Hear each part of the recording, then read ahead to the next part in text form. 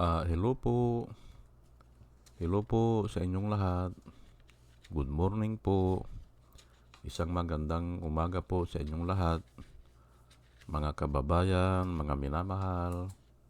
Ngayon po ay ados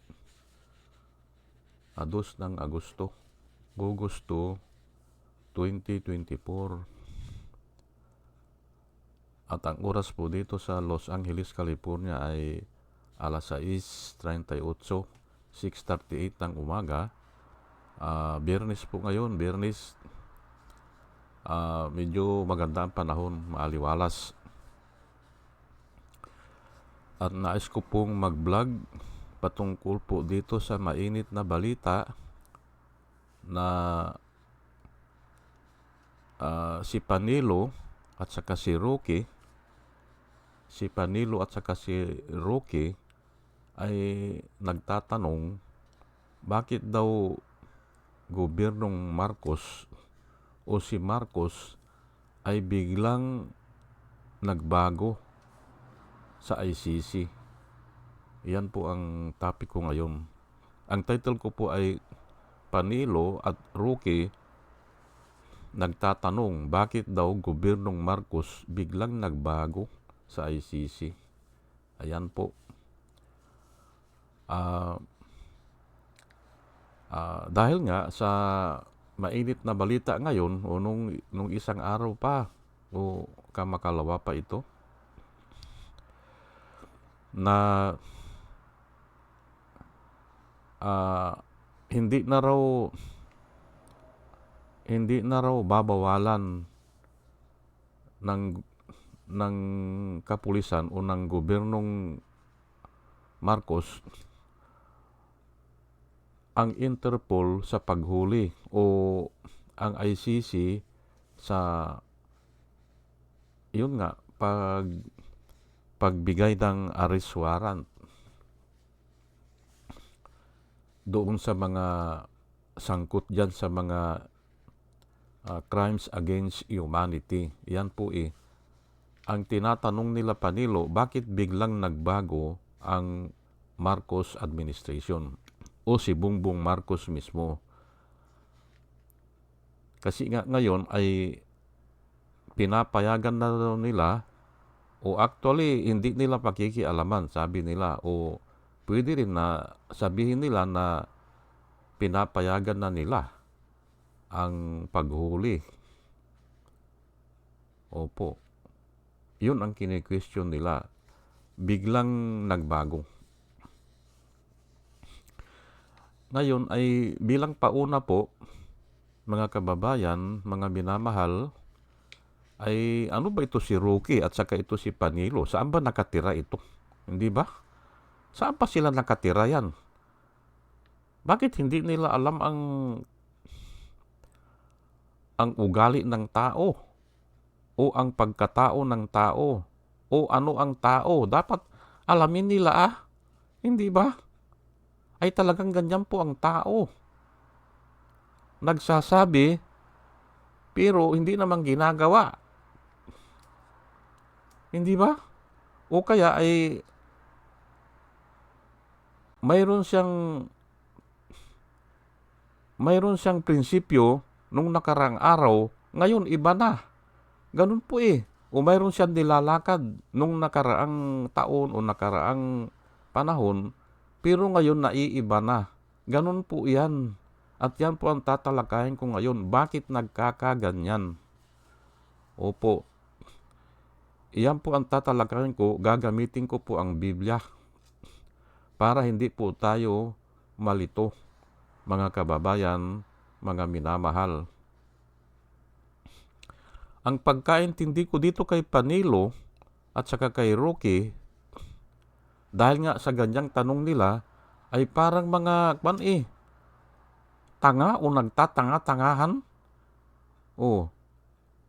Ay alam natin na ganyan ang tao hindi ba? Pabago-bago o kaya ay hindi naman tinutupad yung mga pangako, hindi ba? Ganun lang yan Ay si Duterte nga, sabi niya, sasakay siya ng jeep, hindi ba? Si Bato de la Rosa, Kinonfirm niya nung sinabi ni Duterte na in 3 to 6 months tatanggalin nila ang problema sa droga.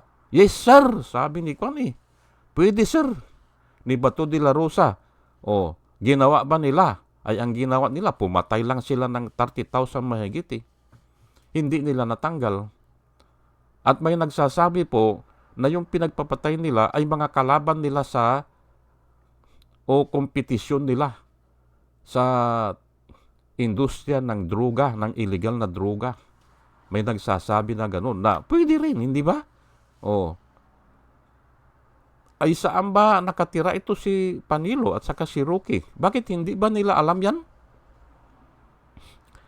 At mamaya, iisa-isahin ko ano ang nangyari nung binitray ni Enrile si Marcos nung EDSA People Power 1, hindi ba? O, nagbago, hindi ba? O, pangalawa, si Chavit Singson, hindi ba? Kaibigan niya si Joseph Estrada, hindi ba? Si Irap, kaibigan niya. O, nagbago rin. Sinuplong niya. O, iisa-isahin ko yan para maintindihan natin. Si Vice Mayor Modesto o Honesto Mercado, hindi ba? O, nagbago rin siya, hindi ba? O, isinuplong niya yung mga ginagawa ni Binay. O, ganun po yan, nagbabago talaga ang tao pero may circumstansya. Bakit nagbabago? Ang dami pong ganyan. Kung iisa-isahin ko po dito, hindi ako matatapos. Opo. Bakit kayo magtataka kung nagbago? O, may mga circumstansya po na nagaganap na hindi na natin mapigilan. At yan po ang tatalakayin ko ngayon. Opo. Pero bago ang lahat po, mga kababayan, mga minamahal, ay hayaan nyo muna po na pasalamatan ko muna itong mga subscriber po natin.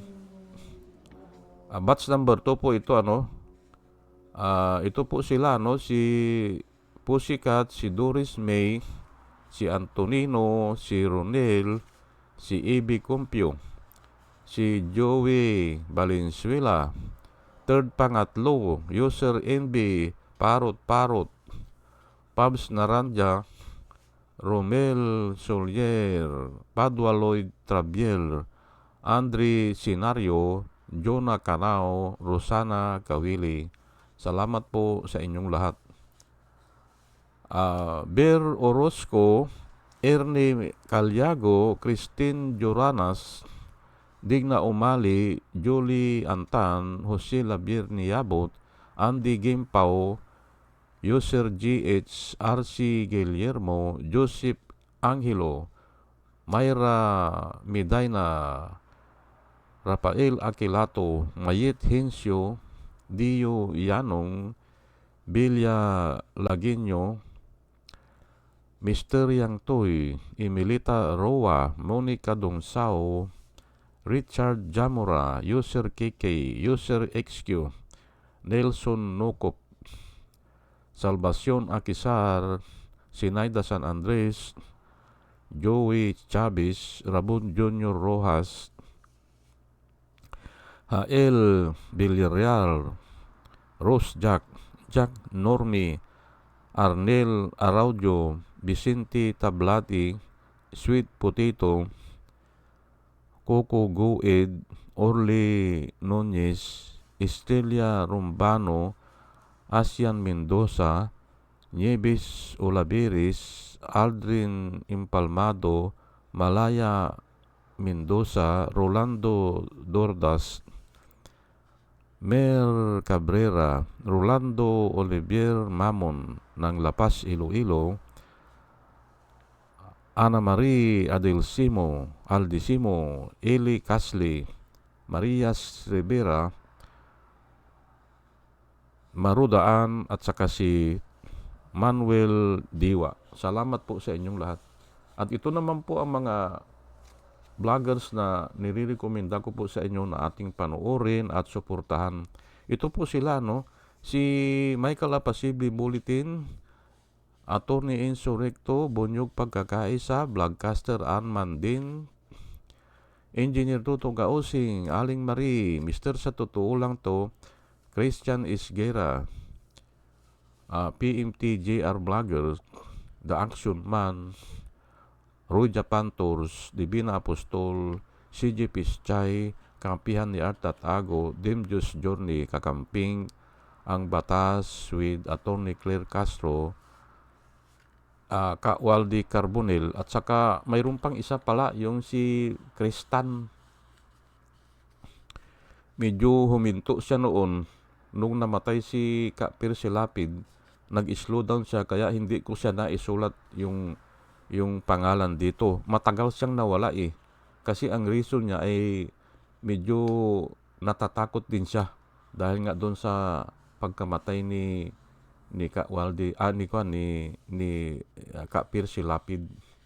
Opo. Pero ngayon ay nagbablog na naman siya. Magaganda po yung mga sinasabi niya. Kristan po. Ngayon ay pinapanood ko na naman siya. Pero bihira ata siya hindi araw-araw. Opo. O sige po at tuloy-tuloy na po tayo sa ating topic ngayon. Kini-question po ni Panilo at saka ni Roque, bakit daw biglang nagbago ng yung pananaw ang gobyernong Marcos o si Marcos mismo.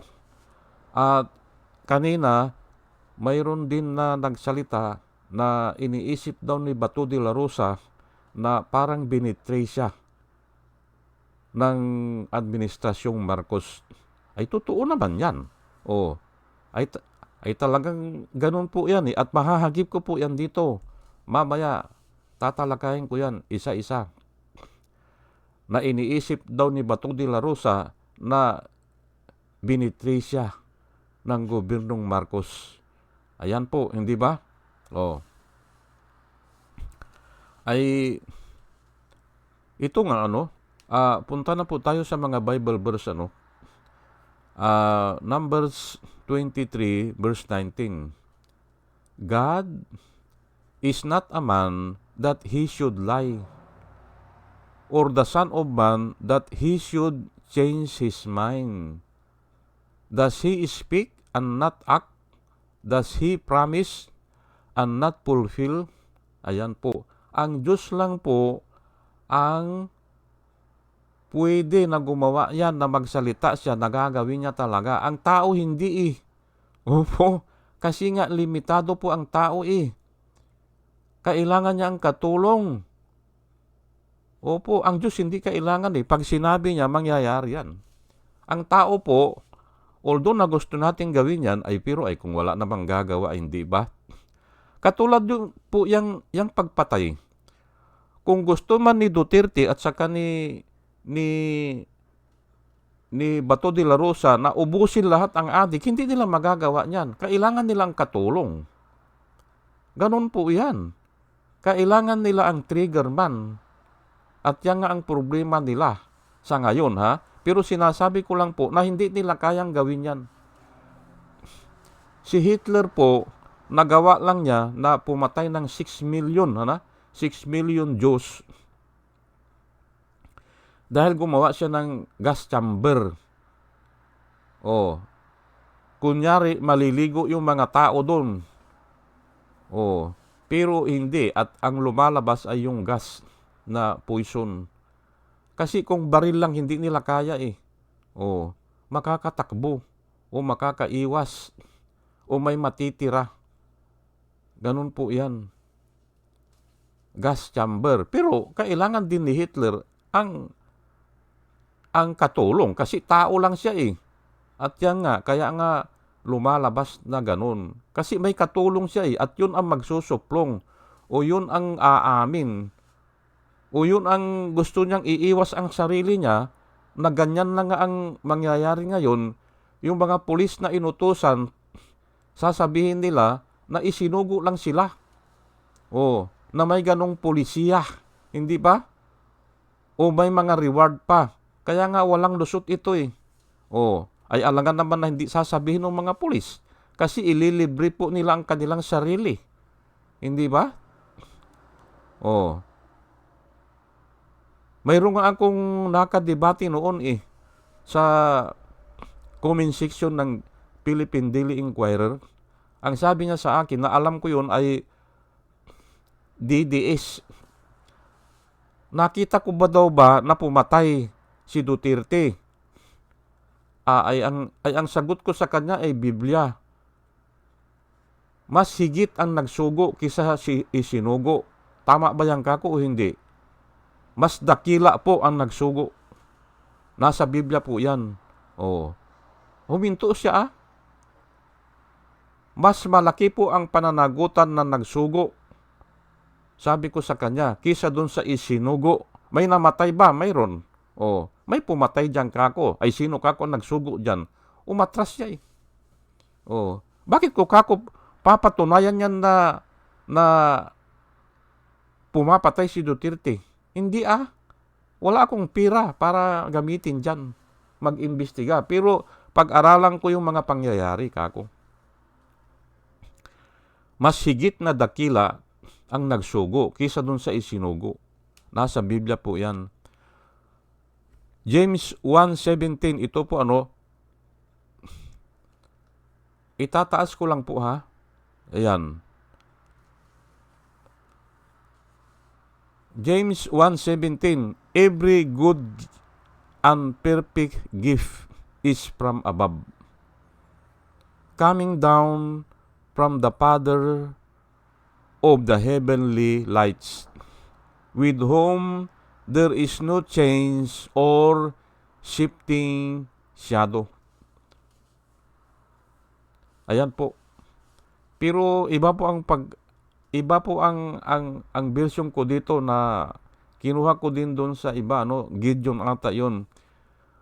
With whom there is no changing like a shifting shadow. Yun po ang sa Gideon ata 'yon, nakabisado ko. Dito kasi with whom there is no change or shifting shadow. Ay yun po ang sinasabi ng Biblia. Every good gift or every perfect gift or pinagsabay dito every good and perfect gift is from above. Yun po ang hindi nagbabago. Pero ang panukala lang po ng tao o yung akala ng tao o yung pamantayan po ng tao, nagbabago po yan kasi nga hindi galing sa Diyos Pero kung galing sa Diyos, hindi magbabago yan. Yan po Ngayon ay ang sabi ni Bongbong noon ay hindi niya ipahuhuli. Ay kwal lang po yun yun lang po ang pananaw niya dati. Ay nagbabago po yan. Kung sinabi naman niya noon na parang against sa batas natin o walang jurisdiction ang ICC sa atin, ay noon yun. Noon yun. Ngayon iba na. Kasi nga naiiba po ang panahon Dahil doon sa, uulitin ko na naman po dahil doon sa salitang tambaluslos. Diyan po nag-umpisa yan. Sa salitang tambaluslos. Diyan nagkawindang-windang. At aywan ko bakit sinabi yun, yung salitang yan. Pero alam ko din na may nagpapagalaw diyan. Kung tawagin nyo siguro ay tadhana o kapalaran. Pero ako, Diyos po ang nagpapagalaw diyan. Kasi siya po ang pinakamakapangyarihan at mahahagip po natin yan dito mamaya. Ano po ang hindi nagbabago sa tao? Yung gift na nanggaling po sa Diyos. Yun po. Yung panukala ng tao na nanggagaling po sa Diyos. Yun ang sinasabi dito na there is no change and there is no change like a shifting shadow. Kasi po ang shadow po natin pag umaga na andun sa kabila, pag hapon na andun sa kabila, hindi ba? Ganun po ang tao ay tinalakay po nga yan ni Christian Isgira mga sip-sip. Sabi niya kinocongratulate ko yung mga congressman at mga senador na sip-sip. Kasi dati kasi gusto nila ang pugo nung nakaupo pa si Duterte. Ang pugo, ang sabi ni Duterte, malinis yan, sabi niya Malinis yan, sabi niya, yung pugo. Ay kaya itong mga senador, mga congressman, binigyan nila ng batas na illegalize ang pugo. Ay ngayon, ayaw na nila. Ay kaya nga, mga sip-sip nga ganun po yan, shifting shadow. Nung nakaraang administrasyon, pabor sila sa pugo. Ngayon, ayaw na nila. Pero ako, may iniisip ako dyan. Baka ayaw na nila kasi nga ay ang nakikinabang lang ay si Duterte o kaya si Harry Roque o mga galamay lang ni Duterte. Ay hindi sila papayag dyan. Lalo na ang administrasyong Marcos. Ay bakit nila papayagan dyan na ang nakikinabang ay si Duterte o yung mga galamay ni Duterte dati? Hindi ba? Ay 3 years na nga Hindi ba? Si Harry Roque lang ang nakikinabang? Ayan po. Kaya nga yan nga ang sinasabi ko sa inyo na mga circumstances. Hindi ba? Romans, nabanggit ko na po yung every good gift and perfect gift is from above. Yun lang ang hindi nagbabago.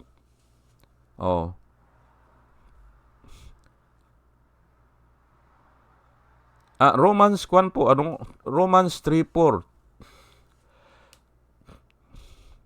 Certainly that, sabi ni, excuse me lang po at medyo iinom lang po ako ng tubig.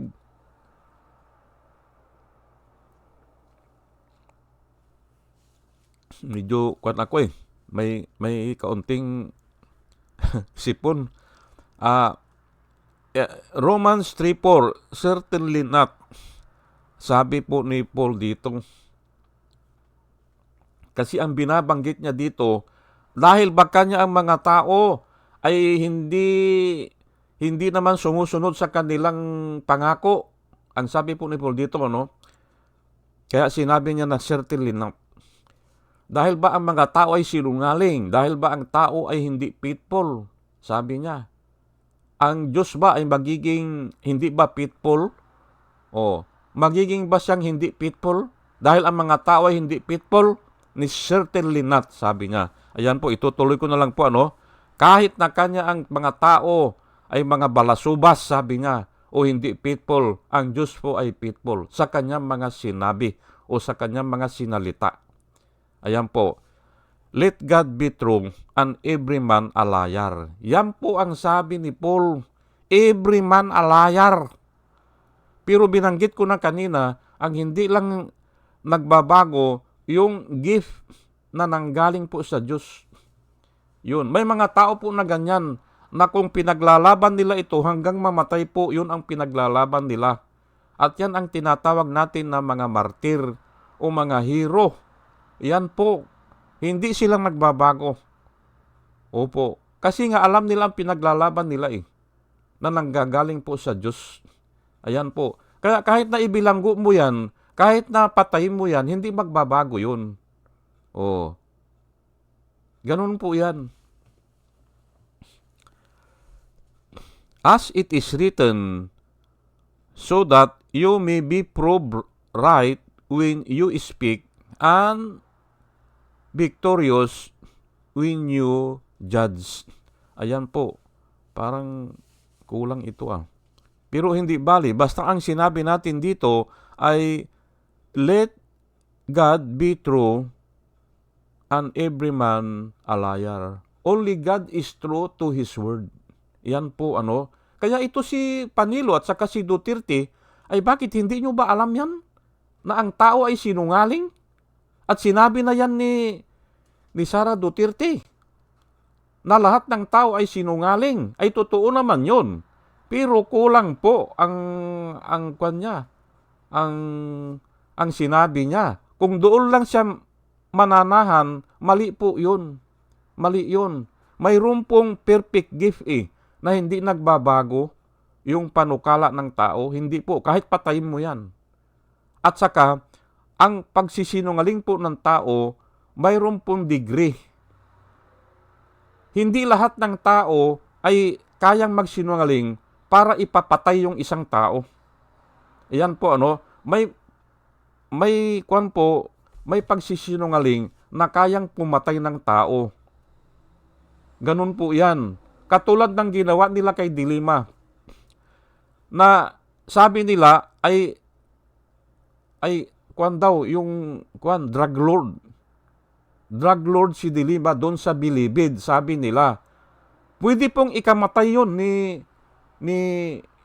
pwede siyang sintensyahan ng habang buhay.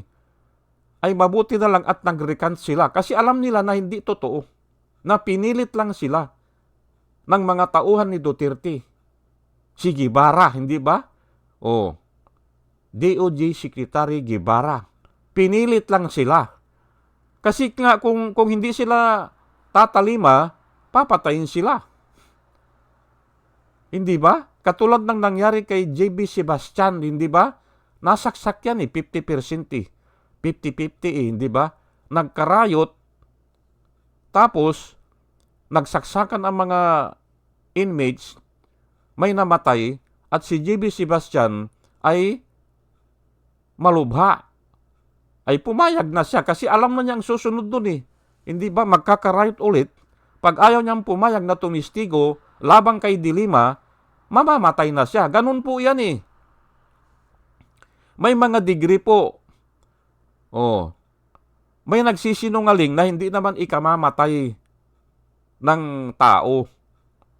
Tinanong ka, hindi ba kung kumain ka na, ay hindi ka pa kumain, ay dahil nahihiya ka naman doon sa kapitbahay mo. Ay sir, kumain na sir ako. Kumain na po ako. Ganun, nagsisinungaling ka. Hindi ba? Pero walang ikamamatay. Hindi ba? May mga tao na nakasandata, hindi ba? Hindi mo kilala. Parang mga guns, hindi ba? Hinahanap ang tatay mo. Naandyan ba ang tatay mo?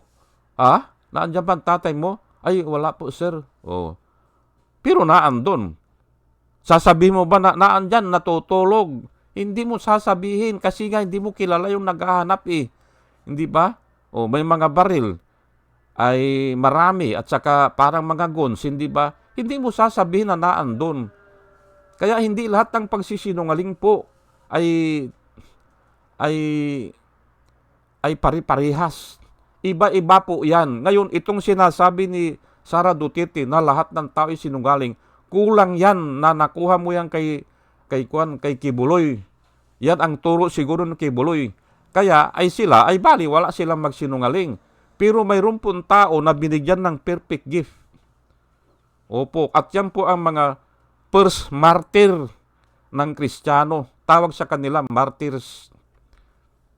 Diyan po nanggaling ang salitang martyrs kasi hindi nila yung sinabi nila, pinangatawanan nila.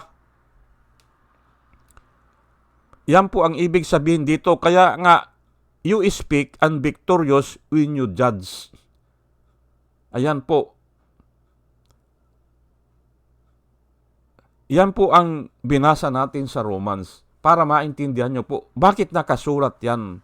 So that you may be proved right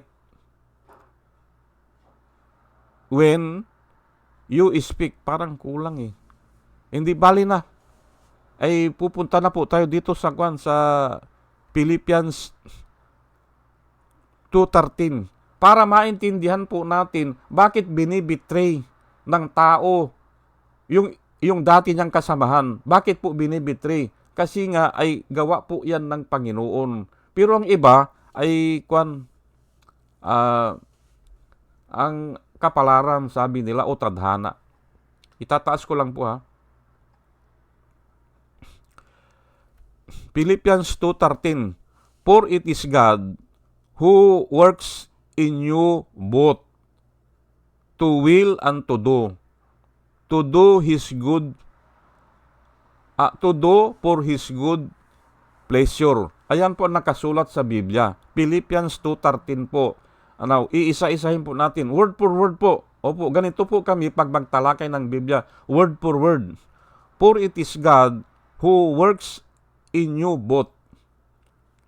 Sa iba po, itong works, who give us both. Ayan po anong. Pero okay lang yan, who works in you both. Ano pang ibig sabihin ng both? Dalawang bagay yan, o dalawang tao, o isang tao, isang bagay. Pero dalawa po yan, both hindi ba? O, na they are together. Dinidescribe they are together. It is God who gives in you both. Ano po yun? Dalawa, ito yung will. And yung isa ay to do. Pero po ay ito po ay hindi hindi mga bagay ito, hindi tao ito Will, hindi naman nakikita yan Kaya po, matindi po talaga ang Biblia Ang will po natin, ang nagbibigay ay ang Diyos. Kung gusto natin magsalita ng totoo, Diyos po ang nagbibigay nun. Pero kung gusto natin magsinungaling, ang nagbibigay nun ay si Satanas. Ngayon, aalisan ko muna yung ibinibigay ng Satanas. Kasi dito, ang dinidescribe dito, ay mga tao po ito ng Diyos o tauhan ng Diyos. For it is God who give in you both the will and to do. Yung will, alam natin parating na andyan yan Yung will na gumawa tayo ng mabuti o galit tayo sa kasinungalingan. Will po yan Hindi po naaalis yan. Ngayon, yung to do, the circumstances to do. Ang nagbibigay po niyan ay ang Panginoon. Katulad ng nangyari po kay Enrile. Bakit niya binitray na si Marcos? Naniniwala po ako dun sa sinabi niya nung in-interview siya nung gabi. Ay sabi niya, ay kasi kanya yung mga tauhan, yung mga security escort ni Ong Ping, tinanggal na, pati yung mga baril. Ay alam namin kami nang susunod, sabi niya. Kaya nag-aklas na kami. Yun po, naniniwala po ako doon nung sinabi niya yun, nung gabi. Yun ang circumstances to do para sila umaklas. Tinanggalan na ng security escort si Ong Pin. Aywan ko sino yung Ong Pin na yan. Finance Secretary ata yan o ano. At sila na ang susunod, yung Defense Secretary. Ganun po yan na inaakala nila. Kaya binitri niya. Si Atong si Chavez Singson naman, kaya binitri niya si Irap ay kasi nga tinanggal sa kanya yung waiting Lord. Hindi ba? Ibinigay kay Atong ay binitri na rin niya, hindi ba? Ganun po may mga circumstances po yan. At ito si Modesto Mercado ba yan? O Honisto Mercado, yung vice mayor po ng ni Jojo Marbinay noon. Pinangakuan pala yan na magiging mayor na siya. Ay hindi kasi ang nilalagay yung asawa, tapos yung anak, ay binitri na rin niya, hindi ba? Sinumpong na, ganun lang po yan Yung mga circumstances na yan, ang nagbibigay po niyan ay Panginoon, so that you can do something. Ayan po, for it is God who works in you both the will or to will and to do for His good pleasure. For His good pleasure. Ayan po Ngayon, balikan natin ang tanong ni Panilo at saka ni Rocky. Ay bakit daw bumaliktad na ang pag-iisip ni Bongbong Marcos? Ay simpre ginagawa nyo ng yung video ng yung ano ba yun? Yung naghihitit siya. Lalaban yan ganun yan. Ano ba yun? Pulburon video, hindi ba? Pulburon video. Ginawa nyo ng pulburon video Ayan po, hindi ba? Ay, alaga naman na hindi yan. Hindi gaganti o hindi ididipinsa ang sarili niya. Ayan po, kaya ganyan po. Kaya ang katanungan na bakit biglang nagbago? Ayan po may mga circumstances po. Hindi ba? O sige po at hanggang dito na lang po at palagay ko may natutunan po tayo At palagay ko yan ay tuloy-tuloy na po yan na hanggang maparusahan po yang dapat parusahan. Kasi nga ay may Diyos po Opo. Manalangin na lang po tayo na sana ako pinapanalangin ko talaga na parusahan na yung dapat parusahan. Hindi ba? At palagay ko dinidinig ng Panginoon po ang prayers po natin. Kasi napakabilis po ng mga pangyayari. Opo, napakabilis po. Ayan po At dalangin ko po sa ating pagdidiskusyon dito ay sana may matutunan po kayo na wisdom na nanggagaling po sa Panginoon. At muli ay isang magandang umaga po sa inyong lahat, mga kababayan, mga minamahal. At ako po ay nagpapasalamat sa iyong walang sawang pakikinig po Salamat po sa inyong lahat Salamat po.